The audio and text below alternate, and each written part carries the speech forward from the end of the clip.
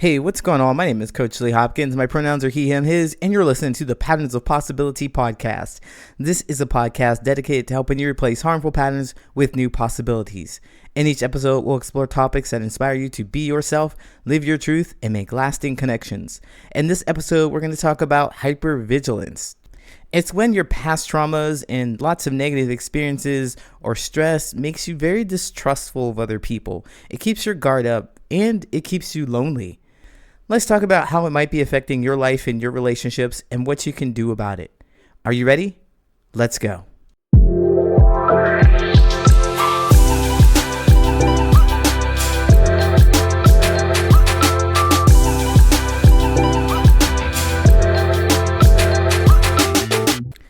Have you ever wanted to connect with someone but felt like your mind was working against you? Yeah, where you know that if you said hello to them, if you started any kind of relationship with them, that they would dismiss you, they would ignore you, they would hurt you in some way. And so you had to be on guard. I know that feeling so well because I struggled with it for many years. In my relationships, I just couldn't connect with people because I was so closed off. I just knew. I really did. I knew that they were going to hurt me. They were going to make fun of me. They were going to ridicule me. And that's because of past experiences that I've had. It just seemed like everyone did that to me, and anyone new in my life was going to do the exact same. So my desire to connect was really strong. You know, I wanted to meet people. I wanted to have friends for the longest time. It was like, I want friends. I want people that I care about and people that care about me. But I was just sabotaging everything. Sabotaging it. I wouldn't let anybody in. I didn't have that vulnerability that you need. I was really, really hyper vigilant. And it makes sense that you would do this. If you were in my situation and you're doing the same thing right now today, it just makes sense because everybody looks the same. Everybody acts the same because that hypervigilance makes sure that you stay on guard. So I was on guard for many, many years. And I analyzed every word someone would said. I was searching for hidden motives or signs of rejection. In fact, I was so rejection sensitive that if there were people way over there, like way over yonder, just imagine way over yonder, they're laughing and they're having a great time talking to each other. They don't even notice me. And I approached them. And if they turned and they laughed, I thought it was all about me and these people hate me and I need to reject them before they reject me. I already felt rejected, so I had to make sure that I was mean. I put my guard up. I'm like, yeah, I know that you don't like me, so I want you to know that I don't like you either. Now, when I think about it, that's how I sabotaged my relationships. They probably didn't even think about me. They probably weren't even laughing about me. They probably weren't even noticing me because I was way over yonder, right? So, you know, I thought I could catch the slightest hint of trouble. You know, I thought I could protect myself from being hurt if I was just on guard. I was looking for things like that. But instead of keeping myself safe, I was really, really lonely. And here's the thing. I genuinely wanted to build connections because I craved meaningful relationships and I wanted real friendships. But this hypervigilance, it made me come across as distant and overly cautious and even distrustful. And I found that out later after reflecting on my experiences and listening to what other people told me after they had said. You know, there was an instance I remember being in a warehouse. I used to work in a warehouse unloading trucks, and then I had a job. I got promoted to a position where I was now putting things away. So unload and putting things away. But I had this position, and there were like 6 other people on the team, and nobody ever wanted to work with me. And I just couldn't figure out why. I thought I was like, you know, being safe and protecting myself. And I noticed that they would all laugh it up and they were all hanging out. And sometimes they talk to each other outside of work. But none of that happened for me. None of it ever happened for me, despite me being that person who really wanted the relationships. I just didn't know how to do it. I just imagined that they all hated me initially, so there was no room for me to be liked otherwise. And I was jealous, and it just made me even more angry. It just made me even more frustrated and more disconnected. And so looking back, I realized that hypervigilance was really, really isolating me. And instead of looking at myself, instead of thinking, what am I doing? I always blamed them. It was always them. It was something about them. They were jealous. They were mean. It was just because I'm me in some way. I'm odd. I'm out of place, or something like that. It was always because of them. I didn't have the skills to look at myself and to think, oh, I'm doing something. I'm doing something here. And so that's what I wanted to talk to you about today is, hypervigilance is really going to ruin your relationships if you can't reflect on those past experiences and then really get good at identifying what about people is harmful. So I looked at everybody as a harmful entity. Everybody was going to reject me. Everybody's going to make fun of me. They were going to hurt me in some way. Everybody, right? And I couldn't identify the specific actions and behaviors that people do that are not trustworthy to me. I wasn't able to do that. I just thought everybody had that trait. Everybody's going to hurt me. And so this is one of the ways that I have discovered how to move away from being hypervigilant and more strategically vulnerable. So when you're hypervigilant, that means you're not opening up to anybody. Nobody's getting in. In fact, you're going to make sure that you push people away instead of, hypervigilance being something like a shield to you, to protect you from people when it's necessary. It's more like a barrier that prevents anybody from getting in ever. And with strategic vulnerability, learning the skill, strategic vulnerability really helps you understand what actions and behaviors that should turn your hypervigilance or make you put your guard up.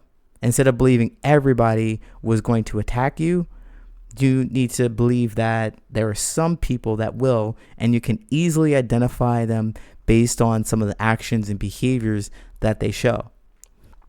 And everybody has something different. Like you as an individual, you have experiences that will raise the red flags, that will say, look, this is the person. And you could get that down to a science. You can get down to a science by looking at at your past experiences and seeing what didn't work or what didn't you like, and looking for that same pattern in the next person that you connect with, the next person. So if your partner or your friend lied to you a whole lot, then it would stand to reason if you were talking to somebody new and you didn't want to be hypervigilant, but you wanted to be strategically vulnerable, you would check for lies. You would check for lies to make sure. But there are more specific, smaller things that are individualized for each person. So you would look at those things that you don't want to have in your relationships and look at this new person and see, oh, you have those things. And I see that you have these things.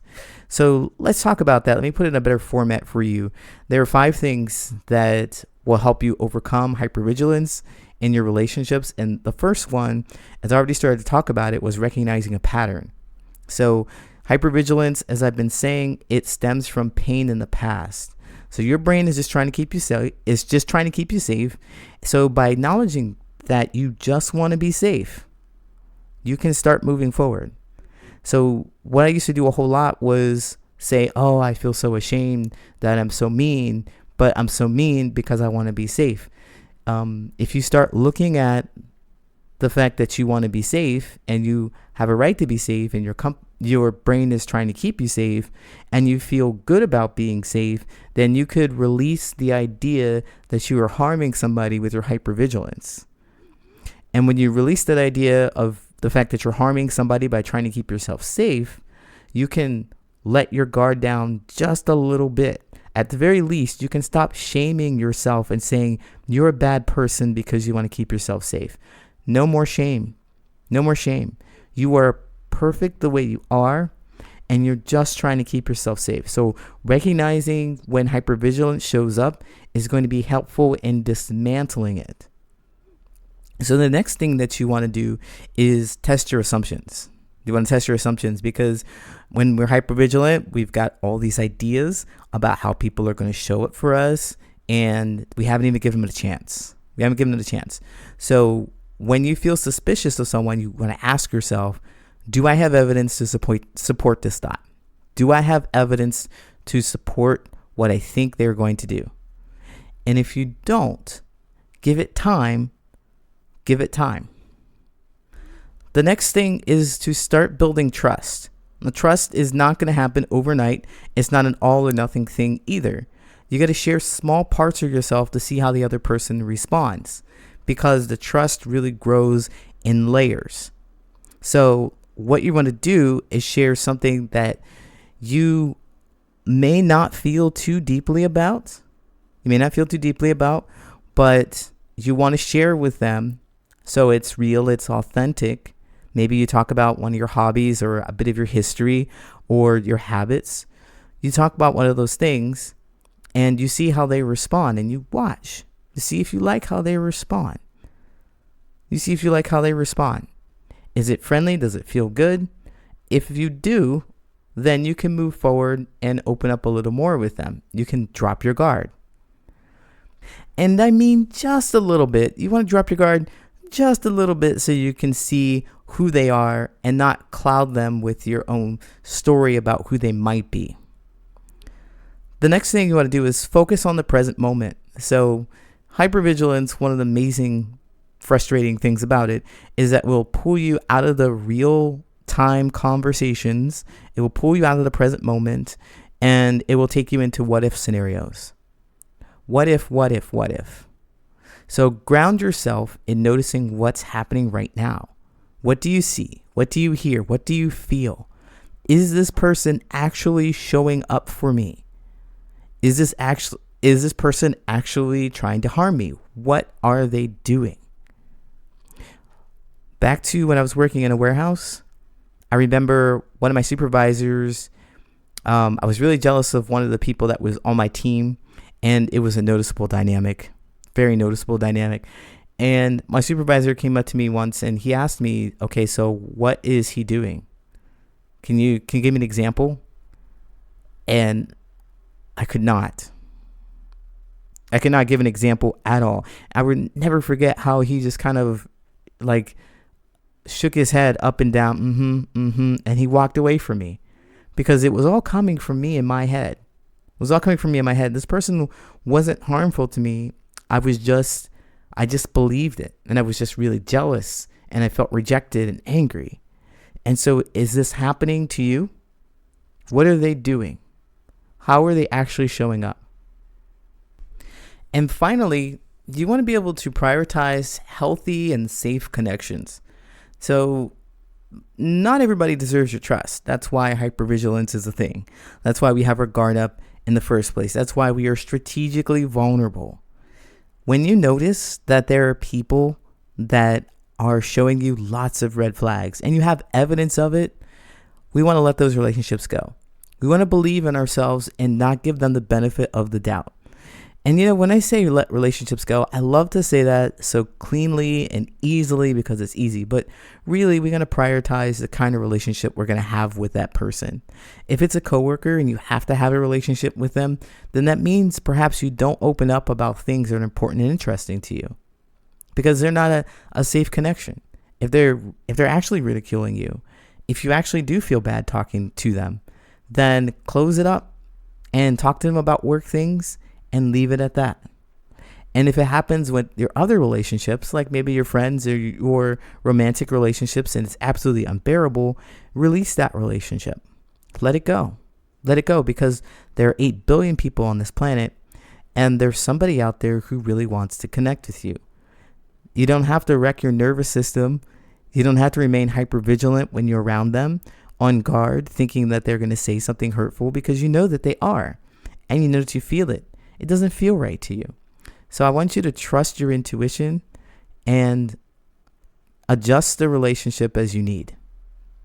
So if you're struggling with hypervigilance, remember that your desire to connect is not the problem. Everybody deserves to be heard, understood, appreciated, and accepted. It's the fear of being hurt that's holding you back from making that meaningful, genuine connection. And by addressing that fear, you can open yourself up to those fulfilling relationships that you deserve. Do you want to feel more included at work or make a close friend to share your deepest thoughts and secrets with? In my 12-week coaching program, you will get step-by-step directions on exactly how to do that. And no, you're not going to learn to be interesting, entertaining, or outgoing because that's not authentically you. You will get powerful skills to overcome the fear of being misunderstood, judged, or laughed at so you can say what you really want to say. And if you don't know how to start the conversation, don't know what to talk about, or don't know where to find people that want to listen to you, this program is for you. You are going to learn strategic vulnerability. It's a powerful skill where you will discover your authentic self and set boundaries so that you can remove toxic relationships from your life and never open up to the wrong person again.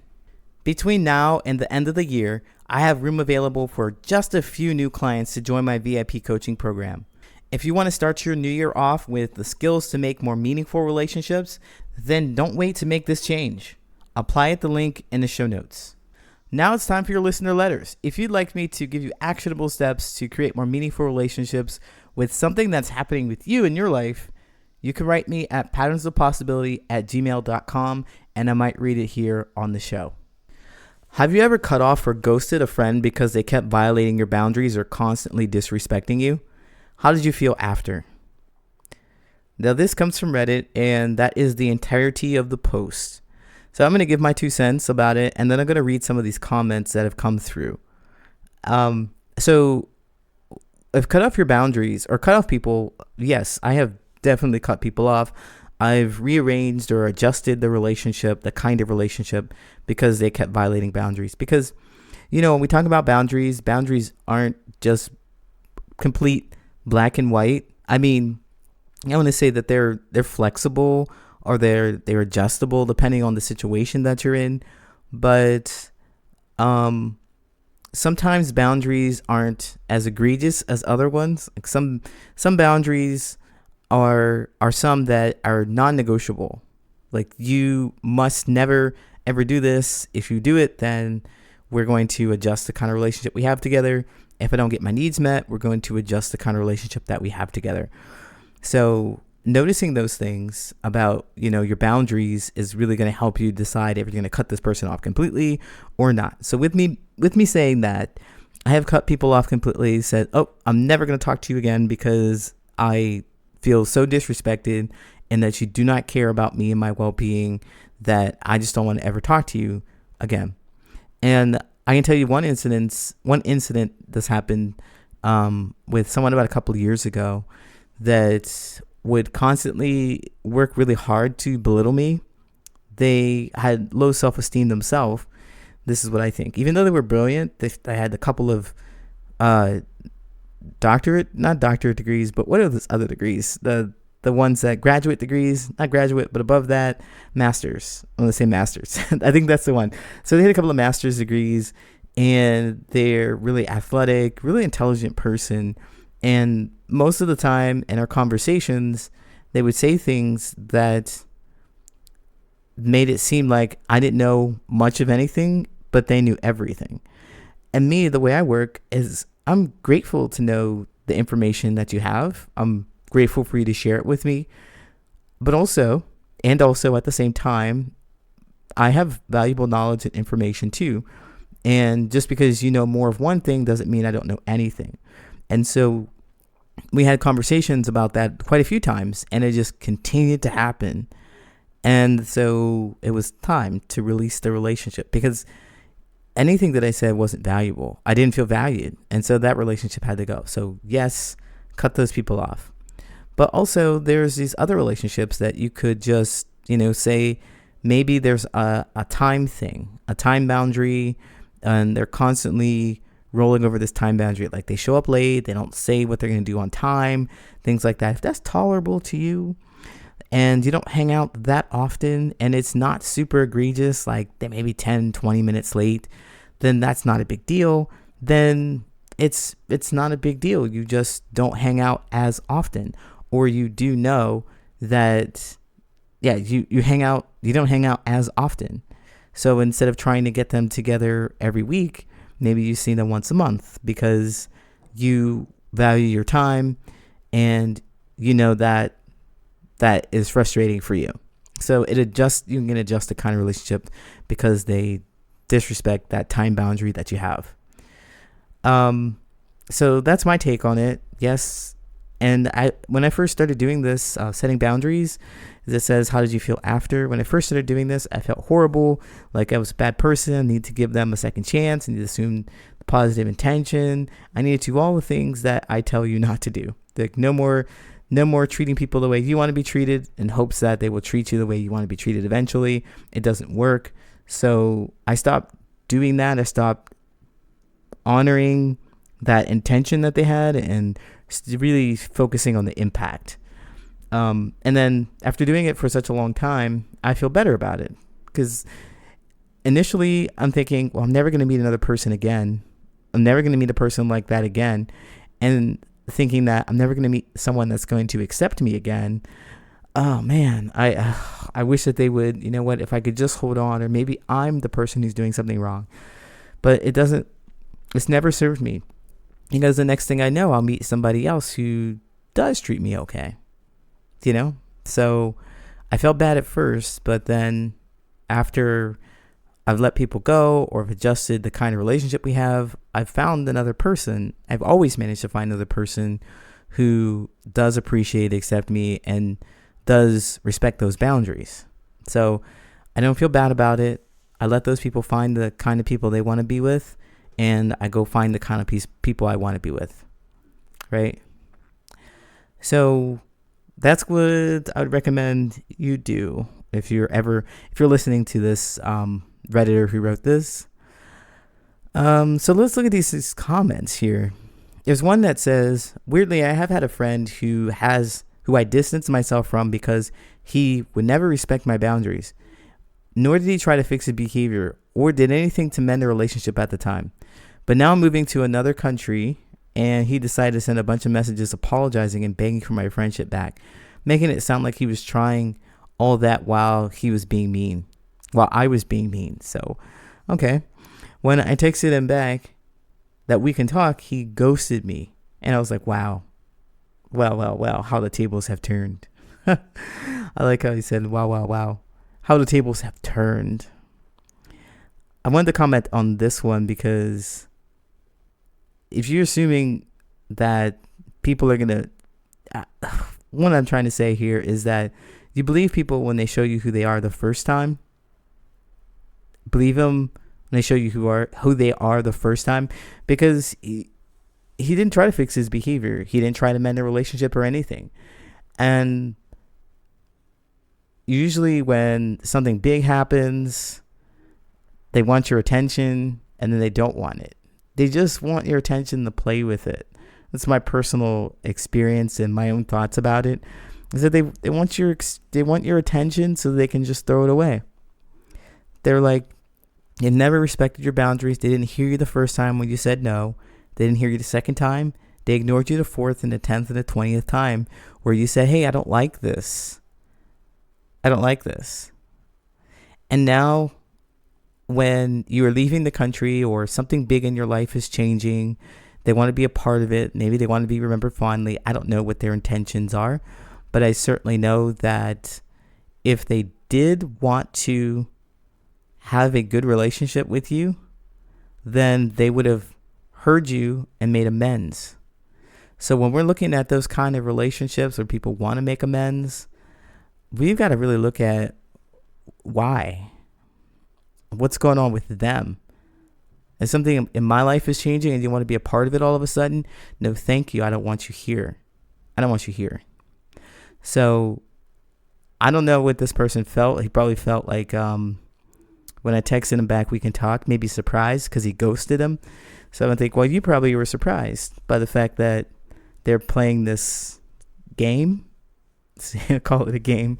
They were doing something that wasn't great, you know. They weren't really paying attention and trying to heal the relationship, and they got you again. Like, oh, I might be a little frustrated about that too. Like, man, I thought you wanted to hear me. Finally, I thought I was important to you, and I thought because I'm leaving this country now, you want to make sure that things are okay between us because maybe we'll never talk again or something like that. But no, I'm not important to you at all. You ghosted me. That's really frustrating. I'm going to read one more comment here where someone has said, yes, I've cut off an old friend that I've known for 30 years. I let go of the friendship completely when he failed to show up during the darkest days of my life. Friendship should be a two-way reciprocal thing, and you shouldn't invest in anyone who only considers you as a convenient option. I felt great for taking control away from him and giving it back to myself, and feel so much happier and in a positive, and I've been positive since. So I agree with this comment 1000%. And they said that they let go of a friendship of 30 years. And, sometimes it takes that long. Sometimes it takes that long to let go. Sometimes it takes that long to realize that they're not going to change, to let go of this idea of who we think they are going to be, to let go of those ideas that they have positive intentions or giving the benefit of the doubt, or maybe they're too busy. Because if it happens once and then you forget about it, it doesn't, it's like, you give them positive intentions. You think, well, they're too busy, or things happened, or maybe they didn't know what to do, and maybe they gave you a half-ass apology, and you feel a little better. And then another time it happens and time goes by, you really need them. They're not able to support you as much as you'd like. And then maybe a year goes by after that event and you're like, okay, yeah, that's all right. That sometimes happens. And then it happens again and again and again over a span of 30 years. You're going to feel every single one of those experiences that you've had with them before where they didn't show up for you. And so sometimes it just takes some time to accumulate it.